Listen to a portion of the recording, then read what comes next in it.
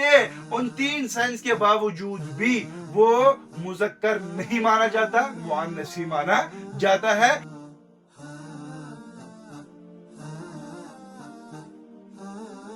السلام علیکم ورحمۃ اللہ وبرکاتہ۔ اکیڈمیت المعرفت العربیہ کے تحت ہمارے عربی اسباق رواں دواں ہے اور اس کا سلسلہ بحال ہے الحمدللہ۔ تو ہماری جو بحث ہو رہی تھی وہ اسم کے تعلق سے ہو رہی تھی۔ اسم کے ویریس ٹائپس کا میں نے آپ کے سامنے ذکر کیا تھا، جس میں سے پہلی قسم فارمیٹو ناؤن، اس کا کنسپٹ آپ کو سمجھ میں آیا ہوگا۔ آج دوسری ٹائپ ہے اسم کی، جس کو جینڈر کہا جاتا ہے، جس کو اردو میں جنس کہا جاتا ہے۔ مطلب جنس کے اعتبار سے اسم کی قسمیں دو چیزیں ہیں۔ پہلی ٹائپ، جس کو آپ نے اردو میں بھی پڑھا ہوگا، انگلش میں بھی پڑھا ہوگا، مذکر اور مؤنث، مطلب میسکولائن ناؤن اینڈ فیمینائن ناؤن۔ ان دونوں کا کنسپٹ آپ کے ذہن میں ہوگا کہ مذکر کسے کہتے ہیں، مؤنث کسے کہتے ہیں۔ اردو میں اکثر آتا ہے ایسے جملے تحریر کیجئے جس سے تذکیر اور تانیث واضح ہو جائے۔ کیا مطلب وہ لفظ مذکر ہے یا وہ لفظ مؤنث ہے، اس کی وضاحت ہو جائے۔ آج ہم آسانی کے ساتھ آپ کو اس کا کنسپٹ سمجھانے کی کوشش کریں گے انشاءاللہ۔ مذکر اس لفظ کو کہا جاتا ہے جس میں مردانہ صفت، یا آپ نے پڑھا ہوگا نر اور مادہ، جس میں اشارہ ہو کہ یہ چیز نر ہونی چاہیے، اس کا استعمال نر ہوتا ہے ہمارے معاشرے کے اندر۔ میں مثال کے ذریعے سے آپ کو سمجھاؤں۔ آپ کے ذہن و تصور میں آ گیا رجلن۔ رجلن کہتے ہیں عربی میں آدمی کو۔ اب آپ کے سامنے جب آدمی آتا ہے تو آپ کے تصور میں یہ بات ٹکرا جاتی ہے کہ اس کا تعلق مذکر سے ہوگا، کیونکہ یہ کوئی مرد کی بات ہو رہی ہے، کسی آدمی کی بات ہو رہی ہے۔ آپ کے ذہن میں آیا ولدن، تو آپ کے کیا کہتے ہیں اس کو، ذہن میں یہ بات ٹکرا جاتی ہے کسی بچے کی بات ہو رہی ہے تو یہ بھی مذکر ہوگا۔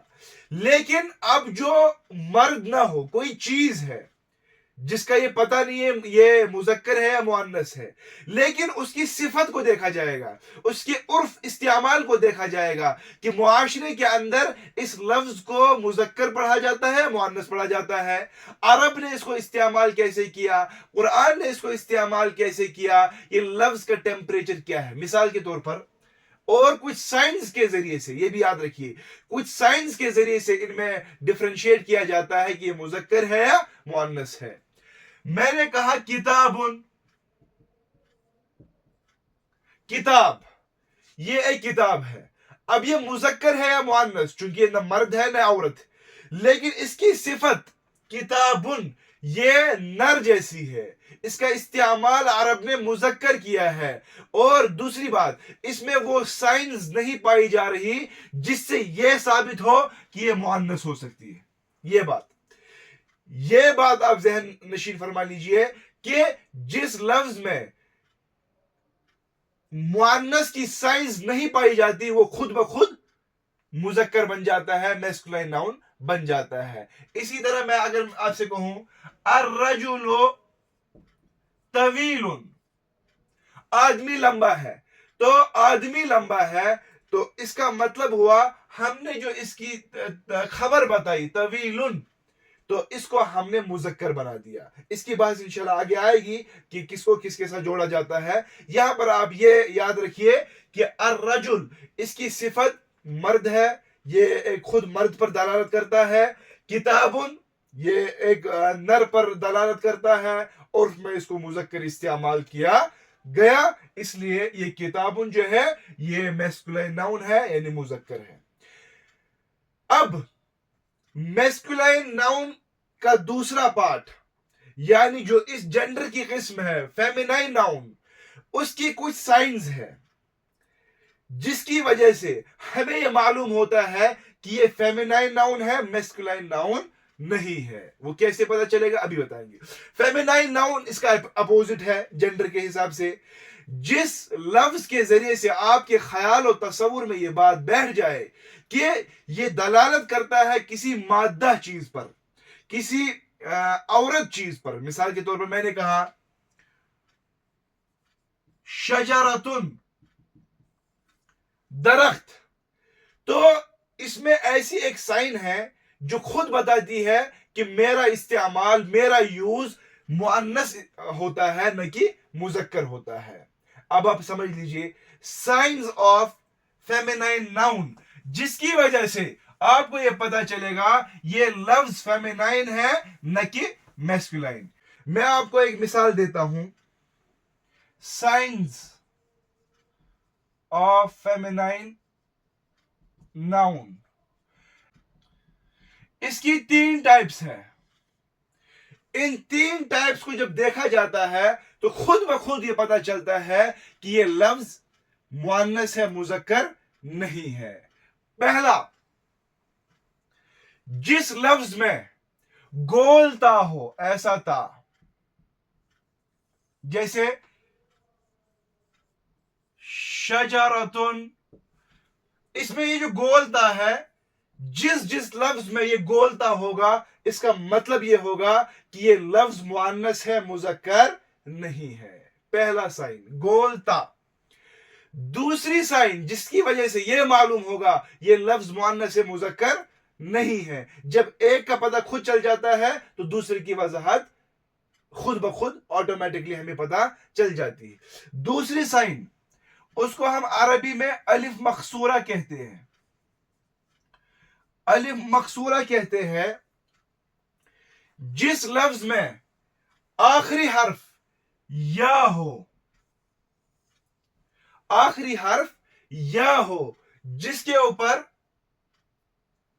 یہ کھڑا الف ہوتا ہے، تو وہ خود اس لفظ کی دلالت مؤنث پر کرتا ہے کہ میں مؤنث ہوں، میں مذکر نہیں ہوں۔ جیسے اس کی مثال صغرا، تو یہ یا جو آخر میں آیا یہ خود دلالت کرتا ہے کہ میں مؤنث و مذکر نہیں ہوں۔ کبرا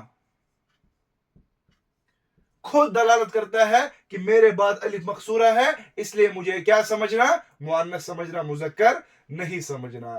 حالانکہ اس میں کوئی مرد عورت کی بات نہیں ہو رہی ہے، لیکن سائنز آف فیمینائن سے آپ کو میسکولائن ناؤن کا پتہ چل جائے گا کہ یہ مذکر نہیں ہے۔ تیسرا،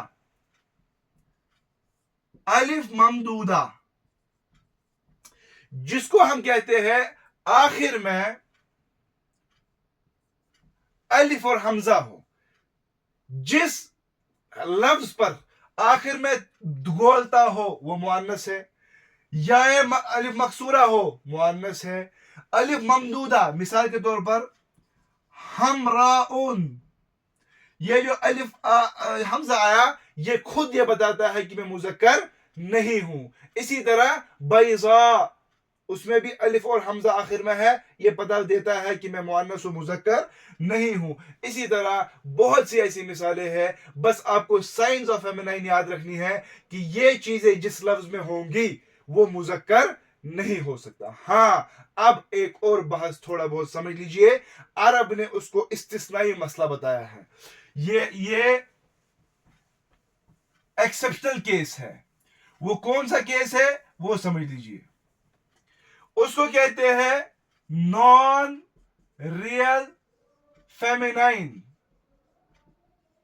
نان ریئل فیمینائن کو آپ سمجھ لیجئے، اس کو ہم کہتے ہیں عربی میں مؤنث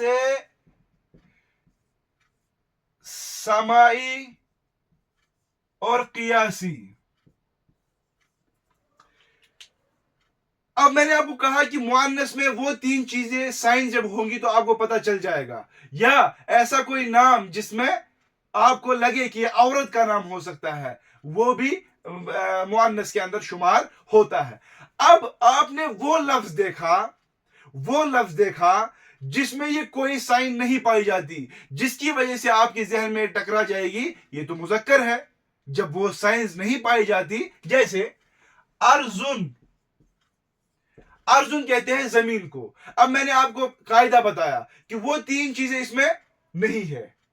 آپ دیکھ سکتے ہیں ارزن میں وہ چیز، وہ سائنس نہیں ہے، تو یہ کیا ہوا؟ میں نے کہا وہ مذکر ہوا. لیکن نان ریئل فیمینائن میں عرب نے کچھ الفاظ کو، کچھ قواعد کو پیدا کیا ہے جس کی وجہ سے ان تین سائنس کے باوجود ہم اس کو مؤنث استعمال کرتے ہیں، مذکر استعمال نہیں کرتے. قرآن نے اس کو مذکر استعمال کیا، مؤنث استعمال کیا، نہ کہ مذکر استعمال کیا. ارزن لفظی طور پر مذکر دکھ رہا ہے لیکن قرآن نے اس کو مؤنث استعمال کیا. سورہ عنکبوت میں آپ نے پڑھا ہوگا یا عبادی الذین آمنوا ان ارضی واسعۃ فإیایا فاعبدون. واسعۃ، یہ اس میں گولتا جو کہ سائن ہے کس کی؟ فیمینائن کی. شمسن، اس میں کوئی سائن نہیں پائی جاتی لیکن تب بھی وہ مؤنث مانا جاتا ہے، نان ریئل فیمینائن جس کو کہا جاتا ہے. اس کے کچھ قواعد آپ کو ذہن نشین کرا لوں. جیسے جو پہلا رول، جو مؤنث کا نام ہو، جیسے کسی عورت کا نام ہے زینب، کسی کا نام ہے مریم، تو آپ کے ذہن میں یہ ٹکرا جاتی ہے بات اس میں تو وہ تین سائنس نہیں ہے، لیکن یہ بات تو ذہن میں آئی کہ یہ کسی عورت کے لیے استعمال ہوتا ہے، اس لیے ان تین سائنس کے باوجود بھی وہ مذکر نہیں مانا جاتا، مؤنث ہی مانا جاتا ہے، کیونکہ اس میں کنسپٹ ایک عورت کا ہے، ایک لڑکی کا. اسی طرح دوسرا، جو عورتوں کے لیے خاص ہو، جو عورتوں کے لیے خاص ہو. مثال کے طور پر آپ کی اماں ہے، اس کو عربی میں کہتے ہیں ام. اب اس میں وہ تین سائنس نہیں پائی جاتی لیکن آپ کا جو تصور خیال ہے کس کی طرف جاتا ہے؟ ماں کی طرف، اور ماں خود کیا ہے؟ مؤنث ہے، اس لیے اس ام کو بھی کیا کہا جاتا ہے؟ یہ مؤنث استعمال کیا جائے گا، نہ کہ مذکر. اختن، اس کو بھی بہن کے معنی میں ہے، اس کو بھی کیا مانا جائے گا؟ مؤنث مانا جائے گا، اگرچہ اس میں وہ سائنس نہیں پائی جاتی لیکن کنسپٹ عورت کی طرف اشارہ کر رہا ہے، اس لیے اس کو بھی مؤنث سمجھا جائے گا.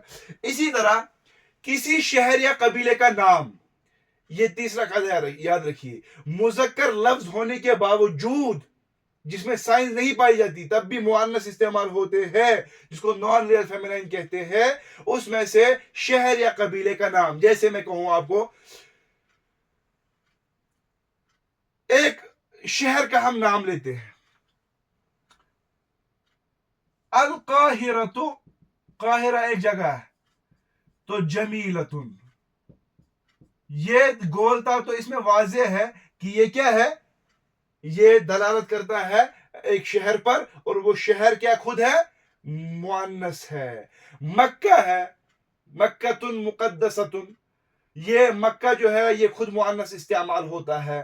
تو قبیلے کی بات کی جائے، قریش، قریش میں لفظی طور پر کیا ہے؟ سائنس آف فیمینائن ناؤن نہیں پائی جاتی قریش، لیکن تب بھی مؤنث استعمال ہوگا. کیوں؟ کیونکہ کسی قبیلے کا نام ہے. قریش مشہورۃ فی التاریخ، قریش تاریخ میں مشہور ہے، تب بھی اس کو مؤنث استعمال کیا گیا. تین رول. چوتھا رول جو آپ کو یاد رکھنے کی ضرورت ہے، انسانی جسم کے اعضاء جس کو ہم پارٹس آف باڈی کہتے ہیں، اس میں جو چیزیں ڈبل ہے، جو چیزیں ڈبل ہے، ان ڈبل اعضاء کو بھی مؤنث استعمال کیا جاتا ہے. پھر اس میں بھی ایکسیپشنل کیس ہے کہ کچھ ڈبل اعضاء کو بھی نہیں مانا جاتا، لیکن کم سے کم یہ قاعدہ یاد رکھیے کہ یہ چیزیں مؤنث پر دلالت کرتی ہے جن میں یہ چیزیں پائی جائے، اگرچہ اس میں سائنس آف فیمینائن نہیں پائی جاتی لیکن نان ریئل فیمینائن میں اس کو شمار کیا جاتا ہے. یہ آج کے اسم کی ایک ٹائپ جس کو جینڈر یعنی مذکر مؤنث کہا جاتا ہے، اس کی بحث مکمل ہوئی. اب اس کے بعد دوسرے ویڈیو میں انشاءاللہ تیسرے ٹائپ پر ہم بحث کریں گے کہ نمبرنگ کے حساب سے یا ڈیفینٹ انڈیفینٹ کے حساب سے کوئی بھی اٹھا سکتے ہیں. آپ بنے رہیے اور سیکھتے رہیے اور کاپی اور پین سے لکھتے رہیے. اللہ تبارک و تعالی ہمیں حقیقی علم سے نوازے، آمین یا رب العالمین.